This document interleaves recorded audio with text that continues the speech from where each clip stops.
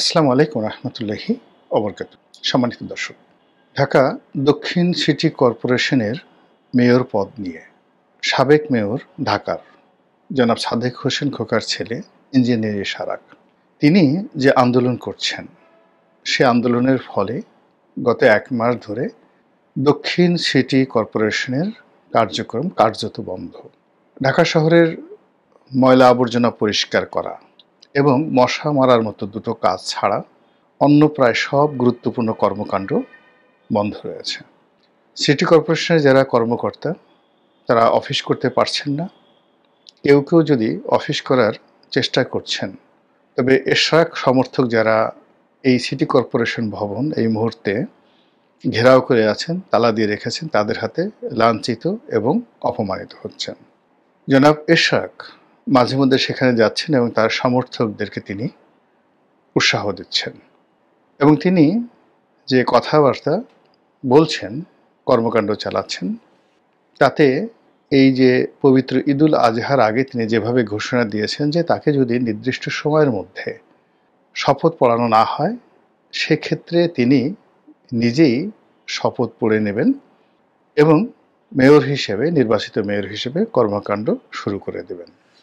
জনাব এশরাকের এই মেয়র পদ, তার সঙ্গে নিম্ন আদালতের রায়, উচ্চ আদালতের রায়, মন্ত্রণালয়ের সিদ্ধান্ত, আইন মন্ত্রণালয়ের মন্তব্য এবং সর্বোপরি নির্বাচন কমিশনের সিদ্ধান্ত, কর্মকাণ্ড, মনোভাব সব মিলিয়ে এরকম একটা জটিল অবস্থা তৈরি হয়েছে, যে অবস্থা সরকারের জন্য এবং এশরাকের জন্য এবং একই সঙ্গে বিএনপির জন্য ভীষণ রকম অস্বস্তিকর।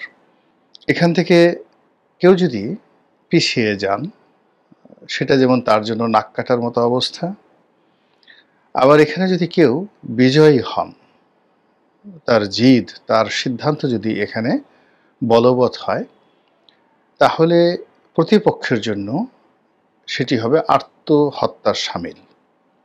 এবং ঠিক এমন একটা অবস্থাতে এখন সরকারের সঙ্গে বিএনপির সম্পর্ক, ডক্টর মোহাম্মদ ইউনূসের সঙ্গে তারেক রহমান সাহেবের যে সম্পর্ক, সেই সম্পর্কটি নিয়ে নানা রকম প্রশ্ন উঠে পড়েছে। এখন জনাব এশরাক সাহেব, তিনি কি বিএনপির হাইকমান্ডের নির্দেশ নিয়ে এই কর্মকাণ্ড চালাচ্ছেন, নাকি নিজের ইচ্ছায় তিনি এই কর্মকাণ্ড চালাচ্ছেন? বিএনপি সমর্থিত পত্রপত্রিকা, বিএনপি সমর্থিত সাংবাদিক এবং আরও অনেক শুভানুধ্যায়ী, তারা ইতিমধ্যে এক্সট্রিম লেভেলে জনাব ইশরাক সাহেবের সমালোচনা শুরু করেছেন। সকলের বক্তব্য যে এই ভদ্রলোকের জন্য পুরো দল বিপদে পড়তে যাচ্ছে এবং ওনার জন্য পুরো বিএনপির যে রাজনীতি মুখ থুবড়ে পড়বে। এই হলো যারা সমালোচনা করছেন। বিএনপির অভ্যন্তরীণ খবর যারা রাখেন বা জানেন, তারা অনেকে মনে করেন যে জনাব এশরাক জনাব তারেক জিয়ার খুব ঘনিষ্ঠজন।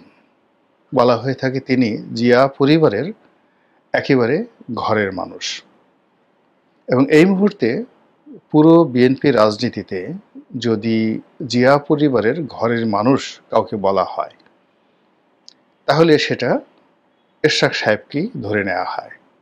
তিনি জনাব তারেক রহমানের স্নেহধন্য। এখন এই যে তিনি তারেক রহমান সাহেবের স্নেহধন্য, এর অর্থ যে তিনি যে কাজ কর্ম করছেন তার সঙ্গে জনাব তারেক রহমান সাহেবের একটা গ্রিন সিগন্যাল রয়েছে। এক, আবার তারেক রহমান সাহেব যদি না চান, তাহলে এখানে জনাব এশরাক 1 মিনিট আন্দোলন করতে পারেন না, এটাই সত্যতা। অন্যদিকে দলের কয়েকজন সিনিয়র নেতা আমি সামাজিক মাধ্যমে দেখেছি, তাই তাদের নাম বলিনি, পেপার পত্রিকা আসেনি। একজন খুবই জনপ্রিয় সাংবাদিক, বিএনপিপন্থী সাংবাদিক, জনপ্রিয় সাংবাদিক, তিনি জনাব এশরাক সাহেবের এই কর্মকাণ্ড নিয়ে বিরূপ মন্তব্য করে একটি ফেসবুকে স্ট্যাটাস দিয়েছেন এবং সেটা আবার আরেকটি জনপ্রিয় গণমাধ্যম সেখানে প্রকাশিত হয়েছে। তো এটা নিয়ে যখন ফেসবুকে নানা রকম মন্তব্য হচ্ছিল, তখন সেই সাংবাদিক বললেন যে বিএনপির অমুক শীর্ষ নেতা মন্তব্য করেছেন যে এই ঘটনার সঙ্গে বিএনপির কোনো রাজনৈতিক সংযোগ নেই, এটা দলীয় কোনো সিদ্ধান্ত নয়। এবং যে সিনিয়র নেতার কথা বলা হচ্ছে তিনি মূলত দলের মধ্যে বেগম জিয়াপন্থী। আর অন্যদিকে জনাব তারেক জিয়াপন্থী যে সকল তরুণ তুর্কি রয়েছে নিঃসন্দেহে তাদের মধ্যে এরশাদ সাহেব শীর্ষতম। তো এরকম যখন একটি বিরূপ অবস্থা তৈরি হচ্ছে তখন সবাই জনাব তারেক রহমান সাহেবের সঙ্গে জনাব ডক্টর মোহাম্মদ ইউনূসের যে লন্ডন বৈঠক সেই বৈঠকের নেতিবাচক দিক নিয়ে আলোচনা করছে। আমি যখন এই বৈঠকটি শুরু হওয়ার সম্ভাবনা দেখা দিল তখন আমার একটা ভিডিওতে বলেছিলাম যে এই বৈঠকের ফলাফল ইতিবাচক, এটার প্রথম প্রমাণ হবে যদি ডক্টর মোহাম্মদ ইউনূসের কার্যতালিকাতে এরশাদের বিষয়টি থাকে। সেক্ষেত্রে জনাব তারেক রহমান সাহেব দুটো জিনিস করবেন। এক, এরশাদের এই মেয়র পদটি তিনি ডক্টর মোহাম্মদ ইউনূসের কাছ থেকে আদায় করে নেবেন, অথবা ডক্টর মোহাম্মদ ইউনূস তিনি যে কোনো মূল্যে তার সরকারের মুখ রক্ষার জন্য এই এরশাদ সাহেবের এই বিষয়টি ধামাচাপা দেওয়ার জন্য তারেক রহমান সাহেবকে অনুরোধ করবেন। আমি আরও বলেছিলাম যে তারেক রহমান সাহেবের এই বৈঠকের পর বাংলাদেশে যদি ঈদের পর জনাব এরশাদ তার আন্দোলন চালিয়ে নেন, ধরে নিতে হবে যে জনাব তারেক রহমান এবং জনাব ডক্টর মোহাম্মদ ইউনূসের যে বৈঠক সেই বৈঠকটি ভালো হয়নি।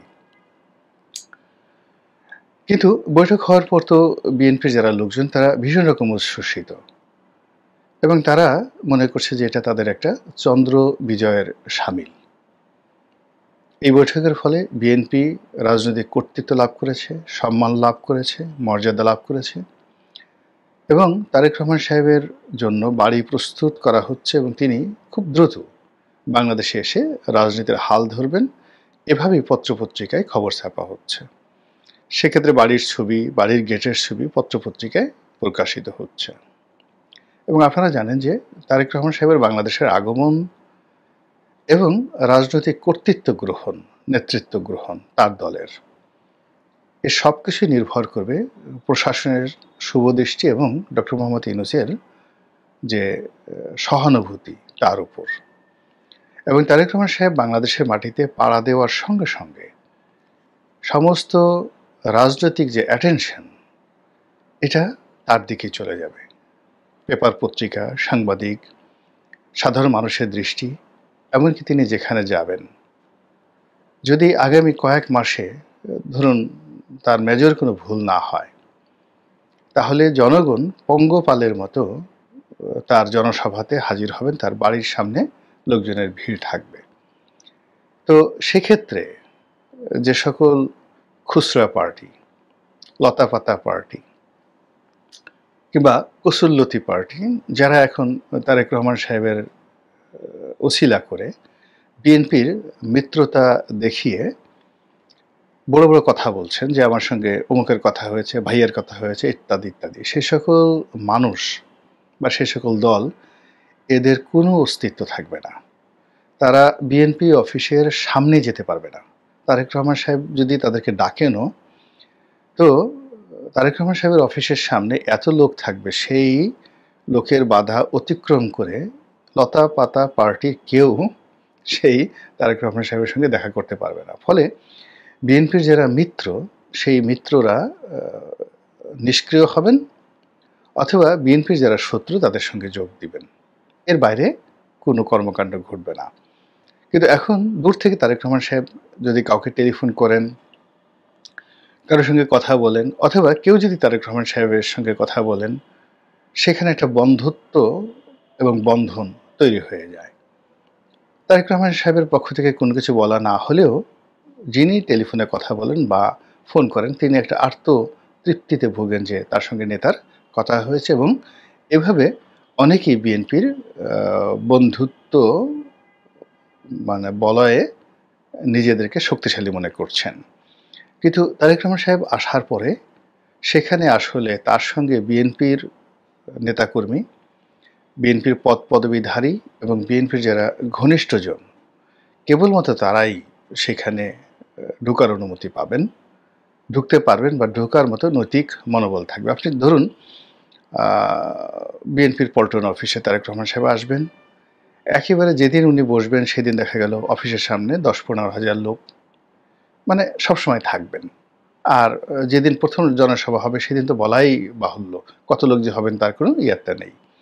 তো সেখানে বিএনপির মিত্র হিসেবে যারা এখন পরিচয় দিচ্ছেন, তারা গাড়িতে করে নেমে ওই অফিসের সামনে গিয়ে মঞ্চে উঠবেন, এর মধ্যেই অনেক ঘটনা ঘটে যাবে।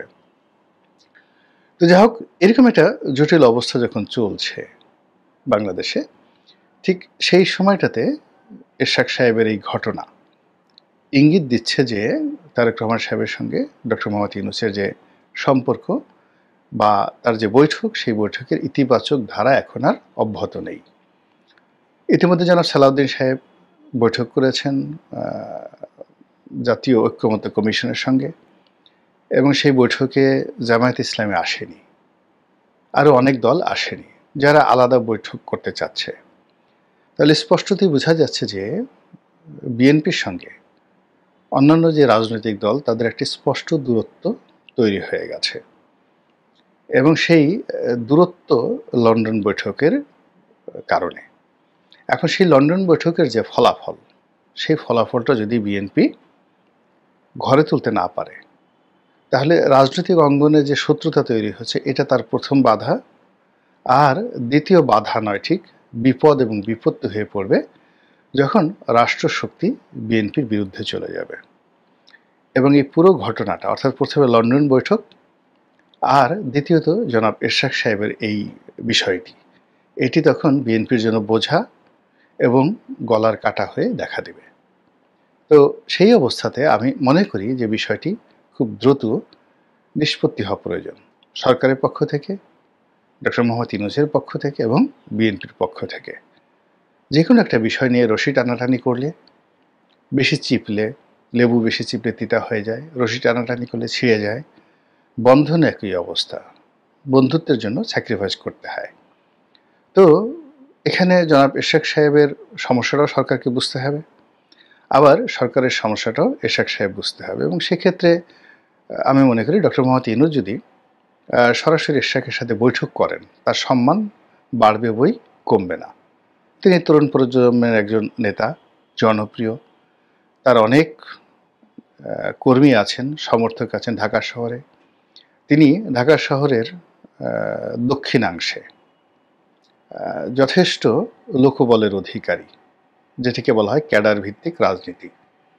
বিএনপি রাজনীতিতে এই মুহূর্তে ক্যাডার ভিত্তিক রাজনীতির ক্ষেত্রে তাকে চ্যালেঞ্জ জানানোর মতো কোনো শক্তি নেই। একটা সময় তার বাবার সঙ্গে মির্জা আব্বাসের ক্যাডার ভিত্তিক রাজনীতিতে প্রতিযোগিতা ছিল।